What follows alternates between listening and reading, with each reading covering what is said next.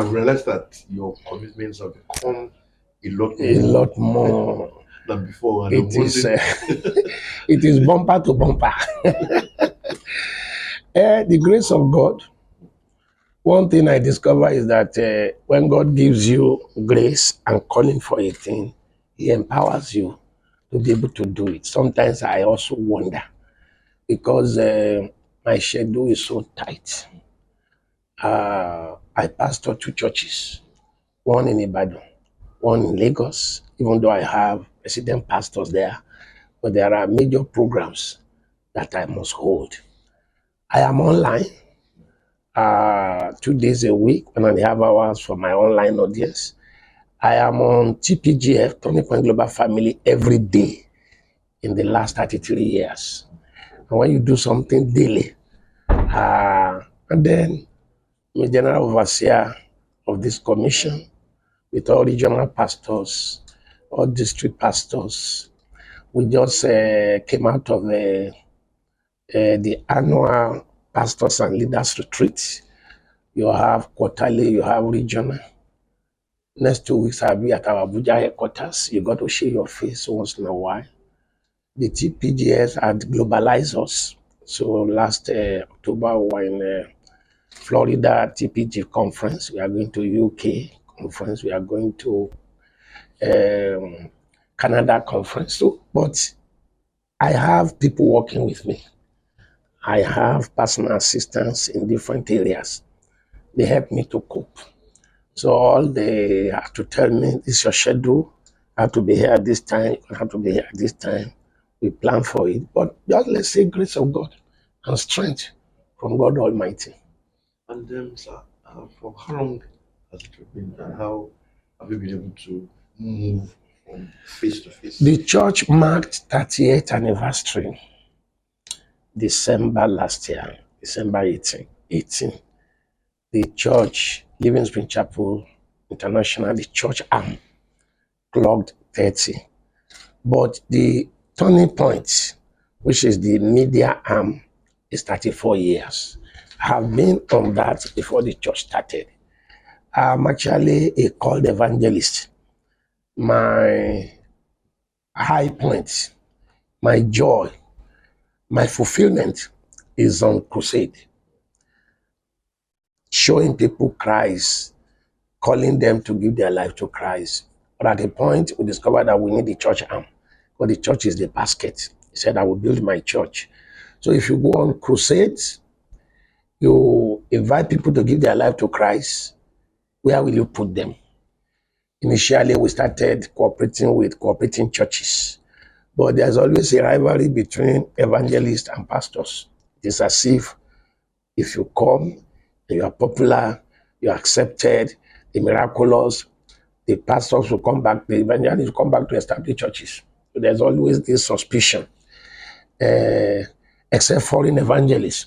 The late Bonke, TLS, but they know those ones are not coming to establish churches. So it was wisdom for us to have the church arm so that you can put people. So the church is 30 years. The media TPGF is 34 years.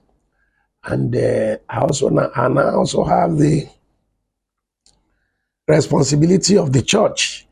The Pentecostal Fellowship of Nigeria appointed me to be the national director of Directorate of Politics and Governance. When we begin to let them know that praying for the country is good, but prayer alone will not save this country. You can't change a system you are not involved in. And because I have been in politics, I've been a deputy speaker, I have understanding of what Nigerian political structure and system is like. The national body now invited me to be the national coordinator. That is service I'm not done. I had to be traveling around the 36 states, called national meetings, but God is helping.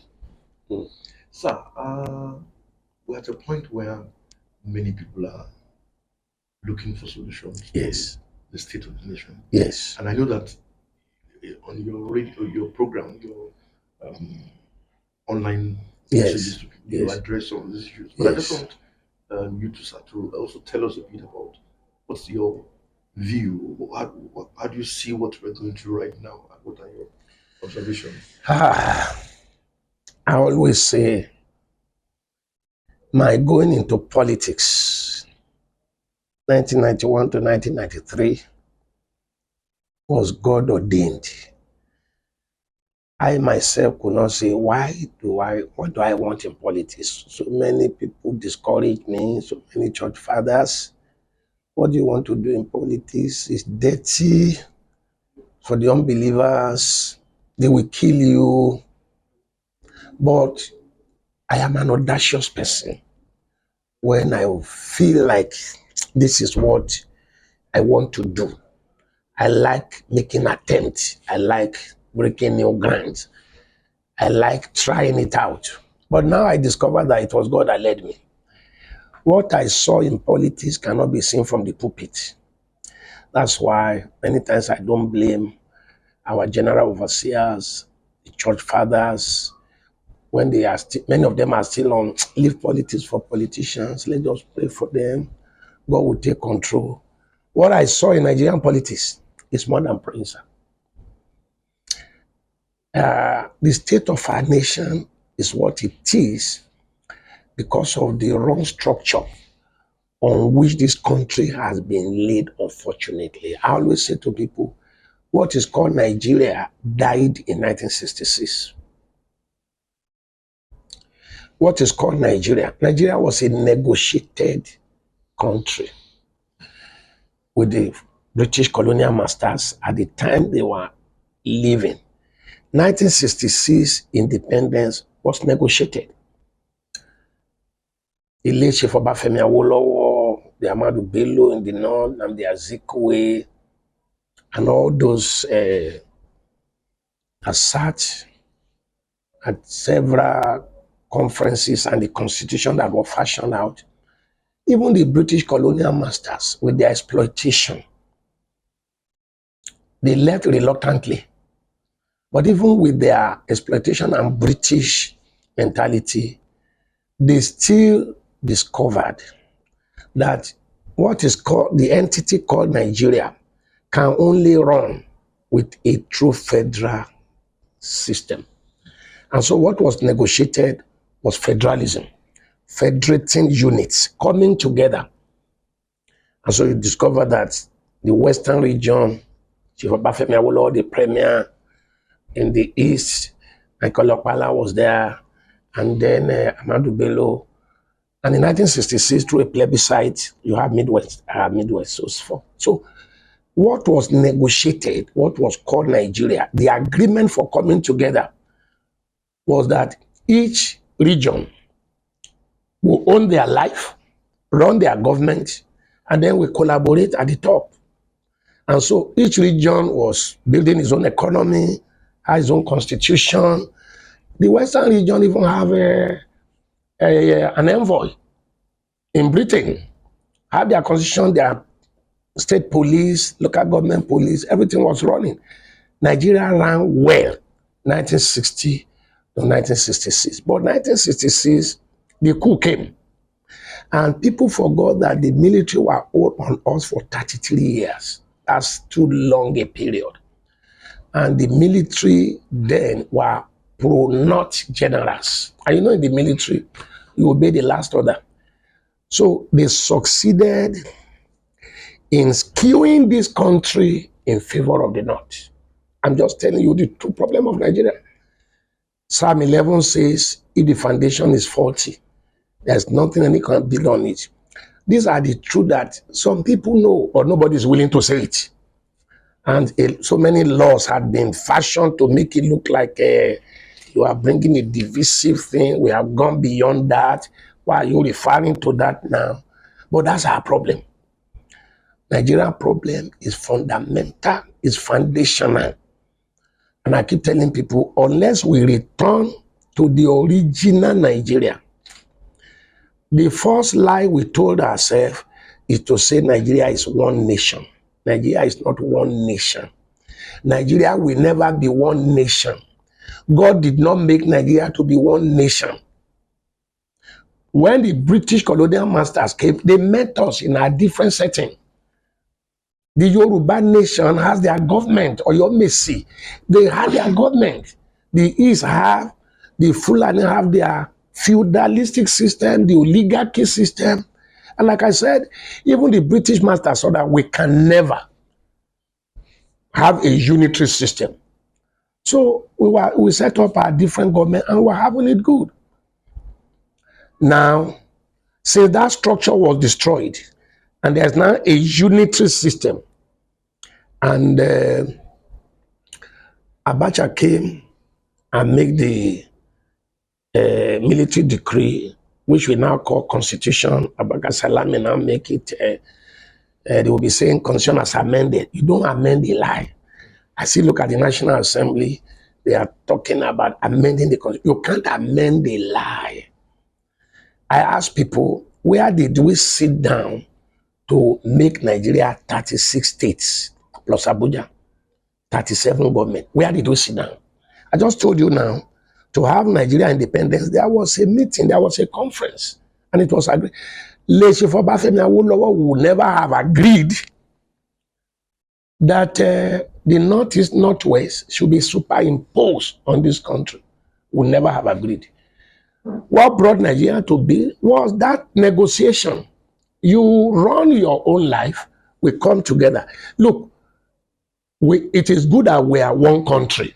For economic reason, military power, let's be one country, but we are never one nation. I mean, I checked the dictionary for the ministry of a nation. A nation is a community of people with common ancestry, same history, same tradition, same culture, same language, same values, same vision. Ask me where Nigeria is the same in all. We are different people, different orientation, different values, different history, different ancestry. Some people want to rear cows, and that's all they want to do. Other people want to trade. Other people want education and industrialization. We are never, there is no Nigerian vision. Up to when the late president, the former president, President Muhammadu Buhari, up to the time he left, he was still fighting tooth and nail to bring the Sahel region to dominate this country. What is the problem you are having in Benue, in Yobe, in Zamfara? The headsmen are coming in, killing the natives, establishing their own people and putting their emma. The Northeast, Northwest axis was intentionally opened for the Fulani in the Sahel region to come and make Nigeria their country. This is the truth. This is the real truth. It is not that, look, let's take ourselves as one, we are one. These are people that are not just coming to say, let's live together, but want to take over. We kill you, we install our own. And that is going on, still going on till today. I mean, one of the policies of President Muhammadu Buhari was visa on arrival. He said visa on arrival to encourage foreigners to come to Nigeria and settle. Is it Canadians that are coming? Is it Americans that are coming? Is it British people that want to come and stay here? No. It is Malians. It is Nigerians. They are kith and kin. You establish, you want to construct a railway line from Nigeria to Niger. For what economic reason? It is all in the same agenda. Invasion. What Nigeria is going through is invasion. All these insecurities, all these Fulani headsmen, all these, it is an agenda. So unless we are to be factual and truthful to ourselves, one country, yes, but different nation. Unless we go back, we may not be able to go back to the 4 region, but at least the 6 geopolitical. Now they are talking about state police now, and that is just crashing the back. We should go the whole hog. If we go back to true federalism, insecurity will die. insecurity will solve. And without solving insecurity, all our presidents going over all over the world asking people to come, while others are exiting. Companies that has been here, foreign companies, they are leaving. Procter and Gamble, all of them, they are leaving. And you are now asking new people to come. Won't they find out from their embassies, from their colleagues, you've been here for 20, 25 years, you are not exiting. What is making you to exit? All kinds of. So the problem of Nigeria is fundamental. It is the wrong structure, the fraud. Nigeria is a lie. Nigeria is a fraud. It's unfairness. It's cheating. That you just saddle the whole country with only a particular region, the northeast, northwest, and part of north central. That's where you have it. And then you now come with federal character. What is federal character? Now, I was asking them the other time, the Super Eagles went to South Africa. We couldn't have the gold, but we had the silver, and we are celebrating. Now, from that score of the Super Eagle, why don't we go its federal character? Why don't you say bring somebody from Kano, bring off so that we can balance? We were looking for the best. Each of them good on their own. Nobody care which region, which tribe. And we went that far. Why don't we know that is the way to go? But when it comes to governance, our constitution says 36 states. I've already told you, Nigeria cannot run 37 governments. We don't have the economy. 95% of our resources to pay interest on loan. Is that not madness? Naira is dying. Why will it not die? What are we producing? Why will it not die? So, the problem of this country is bad structure. I pray for the president of the country, President Bola Tinubu. To me, he has good intention, but he's trying to wake up a dead horse. Nigeria had died long time ago. And the last 8 years before him took this country down. President Muhammadu Buhari was not in government. He was just there shaking hands and smiling. A cabal took over and it was free for all. Free for all. How can Naira become 1,700, 1,000? How can? What is the parameter? You price a commodity, an item in the morning, tomorrow they say it has changed. What changed? Speculation. There are some people do. The MDs of banks killed Nigeria. And a president was sitting when all those shenanigans were going. It is unfortunate. When you think about the potentials of this country, imagine if we have continued from 1960 to 1966, what would I, especially the western part of the country? There are so many things to say. I am sorry for the Yoruba nation. Very, very sorry for. I told the governors of Southwest, Governor Makinde, Governor Sanwo-Olu, thank God for what is going in Lagos. Today they are opening the red line, something, the blue line. But how are you going to sustain it? This is a country that says any Nigerian can live anywhere, as long as it's Nigeria. In fact, there's a bill they are toying with now, indigenship. Once you spend 5 years in a place, you're automatically an indigent of the place. You can vote and be voted for, establish yourself. You're as good as anybody. That thing will send Yoruba to extinction. Give it 20, 30 years. Because how many people from this side is moving Maiduguri, Sokoto, Kano to Setu? But see the drove. See the way they are coming in drove.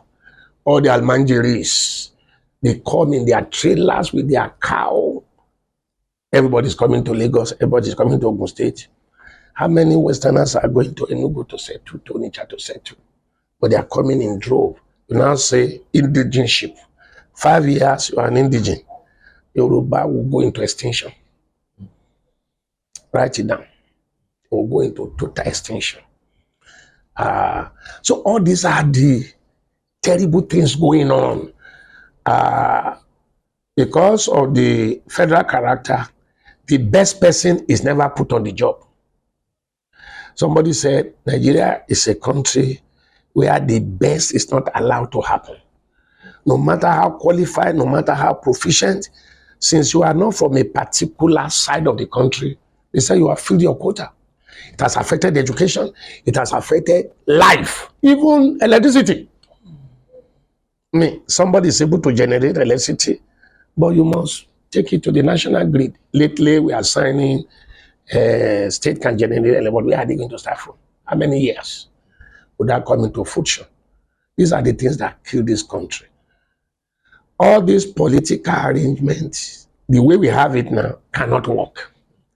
And the National Assembly that we have now cannot make it work. You cannot solve a problem you are benefiting from. They are beneficiary of this fraud. And so there is no way so the closest we ever had was 2014 National Constitutional Conference. I plead with the president, God gives him the grace. May he have the audacity and the effrontery to bring back that document and let's look at it again. He himself was an advocate of federalism before coming to this level. But I know that Nigeria is not easy to govern. Already threats are coming. We won't vote for you again. Somebody said, let's take an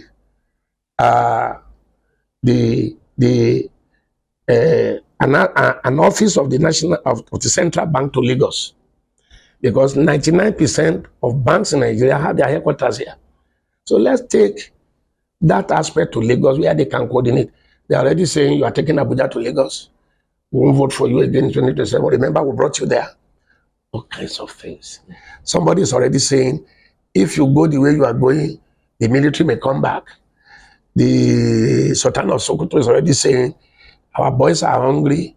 We are pacifying them. A time is coming where we will not be able to pacify them. What are all those signals? So all these things are telling you that we just sitting on a keg of gunpowder. I'm a pastor. I am positive, but I'm also very factual.